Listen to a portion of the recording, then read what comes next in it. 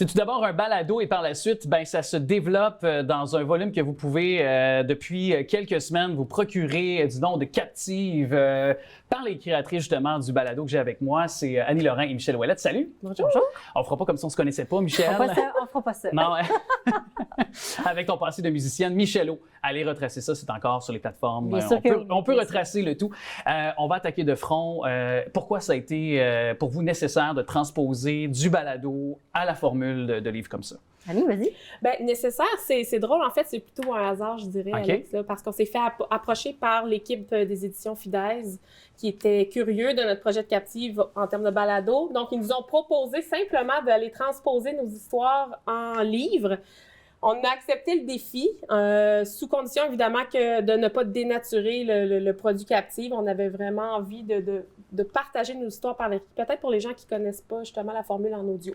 Fait qu'on on a plongé là-dedans, on a travaillé fort sur plusieurs mois l'année dernière, en même temps que notre saison 3, puis c'est sorti, justement, mon Dieu, je me rappelle plus. Là, 18 octobre. Exactement. Ouais. Et pour ceux peut-être qui sont des néophytes à votre balado, est-ce qu'on y retrouve l'essentiel des saisons 1 et 2 dans votre nom? Non, pas du tout. En fait, c'était vraiment des histoires complètement exclusives au livre. Il y a 2 histoires qu'on revisite, qui ont été abordées dans les saisons 1 et 3. Sinon, c'était des histoires complètement nouvelles. C'était quand même important de faire ça parce que, premièrement, par respect pour nos auditeurs, qui sont plusieurs. Parce que vous avez plus d'1,2 million d'écoutes, je pense. 1,5. 1,5 maintenant. Oui, bon, regarde, je suis à jour. Là, vous direz à votre libraire qu'il mette à jour sa bio.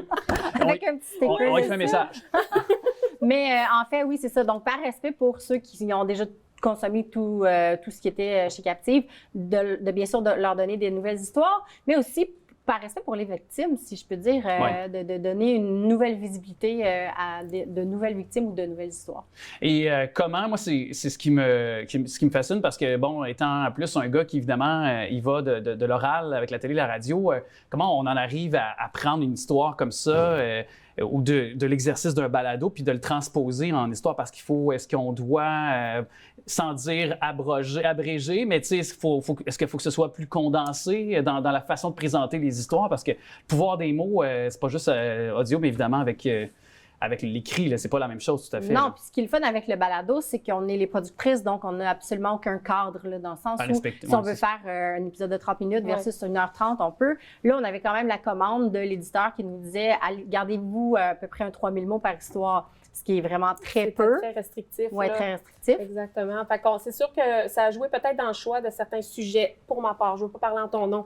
Mais évidemment qu'on ne va pas se lancer dans un sujet qui mériterait une série complète. Là, mais donc, on y va avec des histoires peut-être un petit peu plus courtes pour être capable d'aller chercher les faits importants, à pouvoir aller vraiment la raconter puis sans la dénaturer. Il y a ces histoires, entre autres, comme 2 adolescentes qui, en 1967, sont disparues. On a Chappet aussi en 1979. Donc, des cas irrésolus. Est-ce que vous avez toujours espoir quand vous parlez de ces... Parce que je sais que c'est le cas de certains d'autres qui font ce genre de true crime là, des balados, même des exercices comme le livre. On recevait récemment Stéphane Parent, qui s'est beaucoup investi dans la recherche de quête d'informations. Ça a même permis, dans certains cas, d'expliquer certaines choses aux familles, de même aussi côté policier, de même peut-être relancer certaines enquêtes, d'apporter des éléments nouveaux à ceux-ci. Est-ce qu'il y a un souci pour vous de ça également quand vous faites cette quête-là, quand vous faites de la recherche ou que vous parlez peut-être à des intervenants? Je pense que c'est certain que c'est le rêve ultime de là avoir la candeur ou la naïveté de penser que ça va arriver. Bon, je ne sais pas si on est prêt à aller jusque-là. C'est sûr que Annie et moi, on aborde des différentes histoires. Annie, ce qu'elle aborde, c'est du résolu. Donc, c'est sûr que il peut y avoir certaines questions de la société qui restent sur certains procès ou certaines histoires, un peu comme tu disais avec Chappet. Tu sais, tout le monde a en tête cet incendie-là, mais est-ce que tout le monde connaît les détails, les tenants et aboutissants? Non. Tu sais. Pour ma part, c'est certain que c'est toujours de l'irrésolu. Donc, moi, j'espérais, c'est sûr, délier une langue ou... Mais on se plaît à dire, on répète, avec les dernières saisons de Captive, puis même avec le livre, on en a eu des comebacks, des gens qui étaient là pendant ces événements-là ou qui connaissaient tel ou tel. Ou on a eu énormément de comebacks. Puis moi, ça m'est arrivé de référer certaines personnes à la SQ en disant, on le répète sans cesse, un micro-détail peut faire la différence. Des fois, la personne qui a vécu ce micro-détail-là pense que c'est complètement anodin, mais ça peut être le pont qui lie quelque chose d'autre qu'il y a au dossier dont on n'est pas au courant. Donc, on encourage les gens, que ce soit n'importe quel micro-détail parlé. Oui. Puis des fois, ça permet juste à la lecture de votre livre, quelqu'un qui était témoin, de juste raviver, de faire peut-être la mémoire, la réactiver. Des fois, c'est juste ça. C'est pas que la personne ne va pas nécessairement parler, c'est juste que c'est des faits. Ça fait tellement longtemps qu'on a enfoui tout ça dans un passé, puis à un moment donné, ça revient. Combien d'histoires qu'on a vues du même genre que c'est revenu à la charge, les détails. Et ça, c'est une petite question parce que je parle de balado. On demande plus de soutien pour la création de contenu. Je sais qu'il y a une sortie de plusieurs créateurs de contenu via le balado parce que vous générez des clics, veux pas. Puis il y en a qui se demandent comment on fait pour survivre et vivre de ça, un balado. Non, mais expliquez-nous. On n'en vit pas, bien honnêtement. Non, c'est un projet, tout d'abord, on le fait par passion. On part ce projet-là par passion. C'est un projet qui fonctionne. On a envie qu'il fonctionne. On travaille fort. Ensuite, là, il y a des plateformes comme Patreon où les gens peuvent s'abonner, où est-ce qu'on peut fournir du contenu plus exclusif. Les gens s'abonnent un petit montant par mois. Ça nous aide à payer notre production finalement. Donc, on n'a pas vraiment de cachet en bout de ligne. Évidemment, Captive, maintenant, ça fonctionne bien. On a eu un partenaire d'affaires pour la saison 3 avec Miss Sushi à la maison. Ça nous a beaucoup aidé aussi.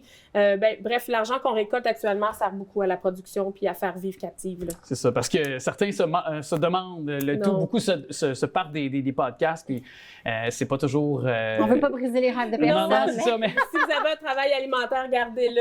Je vous le conseille. C'est ça, mais je pense que ce serait nécessaire de procurer des... Parce que c'est devenu une nouvelle façon, un nouveau modèle d'expression. Mais là, je dis un nouveau modèle, mais en même temps, ça fait quand même un 5, 6, 7 ans. Oui, c'est ça. Il serait temps que peut-être on se mette à jour chez certaines instances pour être des bailleurs de fonds, parce que vous contribuez à la culture québécoise. Oui, absolument. Puis, tu sais, sans vouloir, j'irai pas jouer de fausse humilité, quand même, Captive génère énormément d'écoute, tu sais, puis c'est vraiment, les codes d'écoute sont là. Je sais que certaines personnes peuvent penser, ouais, mais pourquoi financer tel ou tel truc? C'est pas écouté ou c'est tellement underground, mais ça l'est de moins en moins. Oui, 1,5 million d'écoutes, regarde, je me suis mis à jour. Bravo. Et déjà, je pense déjà là pour prouver effectivement qu'il y a beaucoup de gens qui sont interpellés, qui aiment ce que vous faites aussi, puis qu'il y a du contenu de qualité qui se fait aussi dans cette formule-là, dans ce médium-là qui est maintenant le podcast, ou si vous préférez, le balado. Merci beaucoup à vous. Assurément, se procurer aussi le livre. Annie Lorrain, Michel Ouellette, merci beaucoup d'être passé. Merci, Alex. Merci beaucoup.